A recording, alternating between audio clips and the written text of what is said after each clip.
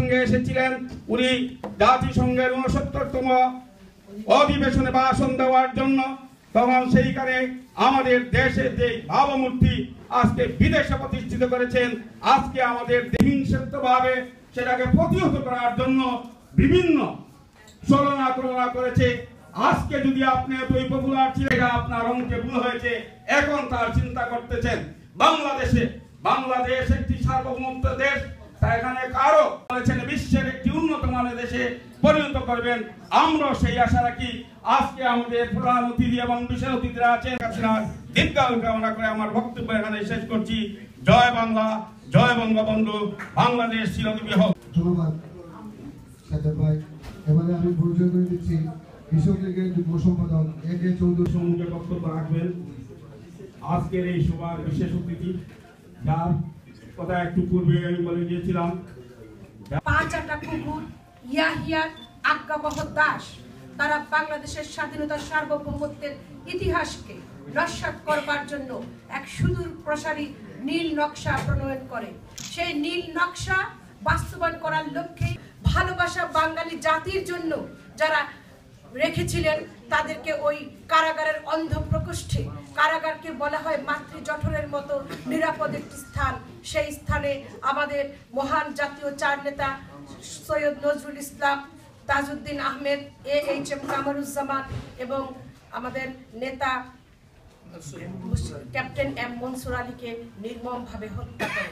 আন্তর্জাতিক কয়েকটি সংস্থায় এমনভাবে বিজয়ী হয়েছে যেটি সারা বিশ্বে বাংলাদেশ সমাদৃত হয়েছে। IPUর সভাপতি হিসেবে বাংলাদেশের আমাদের মাননীয় সংসদ সদস্য জনাব সাবির হোসেন চৌধুরী নির্বাচিত হয়েছেন।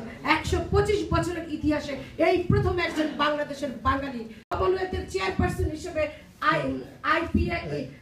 কমনওয়েলথ পার্লামেন্টারি অ্যাসোসিয়েশনের CPA চেয়ারপারসন নির্বাচিত হয়েছেন। আমাদের মহান জাতীয় তুলতে যাচ্ছে। আজকে যদি বাংলাদেশের দিকে আমরা তাকাই, যেহেতু আমরা দেশে থাকি, দেখুন যে বাংলাদেশের মানুষ আজকে বিনামূল্যে ঔষধ পায়। বাংলাদেশের ছাত্রছাত্রীরা বছরের প্রথম দিনে বিনামূল্যে বই পায়। বাংলাদেশের 64 ভাগের বেশি মানুষ আজকে বিদ্যুৎ সুবিধা পায়। গিয়ে বলেছিলেন ক্ষমতায় আসার জন্য ওনার লাশ চাই, রক্ত চাই। বিএনপি নেত্রী হচ্ছে খালেদা জিয়া, হচ্ছে রক্ত ঠাকুর। ওই রক্ত ঠাকুর ডাকিনীর কবল থেকে বাংলার মানুষকে রক্ষা করবার জন্য মাননীয় প্রধানমন্ত্রী শেখ হাসিনা আন্দোলন করছেন, সংগ্রাম করছেন। আর তাই যখন যুদ্ধাপরাধীর বিচার হচ্ছে, ফাঁসির রায় কার্যকর হচ্ছে, তখন বিএনপি নেত্রী মর্ম বেদনায় ভুগেন। কাদের মোল্লার ফাঁসির রায় যখন কার্যকর হয়, তখন তিনি বিবৃতি দেন যে তিনি মর্মাহত। কি লজ্জা! বাংলাদেশে থাকতে হলে বাংলাদেশের স্বাধীনতা সার্বভৌমত্বে বিশ্বাস করতে হবে। বাংলার সম্পদ বিদেশে পাচার করে নেবে।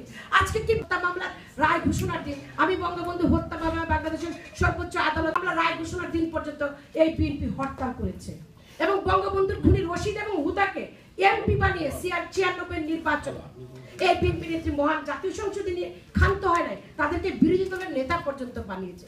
সুতরাং এটা থেকেই তো তাদের চরিত্র স্পষ্ট হয় যে তাদের কাজই হচ্ছে খুনিদের পুনর্বাসন করা, তাদের কাজই হচ্ছে মানুষ খুন করা, তাদের কাজ হচ্ছে স্বাধীনতা সার্বভৌমত্বকে বিপন্ন করা। সুতরাং বাংলাদেশের মানুষ তো উন্নয়ন চায়, যে উন্নয়নটি দিতে পারেন।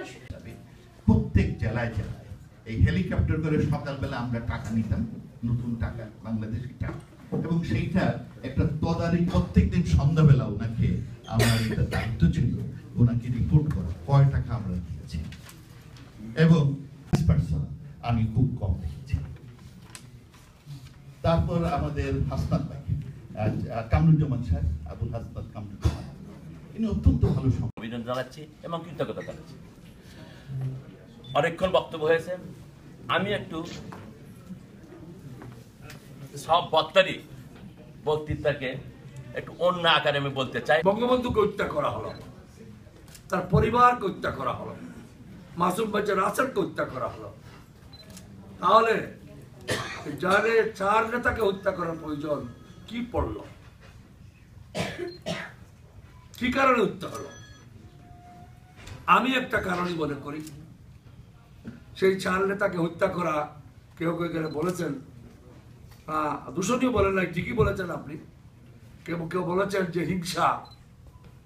আমি বলি হত্যা করা হয়েছে একটি কারণে। কথাটা হচ্ছে বাঙালি জাতি যেন নেতৃত্বহীন হয়, বাংলাদেশ যেন নেতৃত্বহীন হয়, হ্যাঁ বঙ্গবন্ধুকে মারলাম,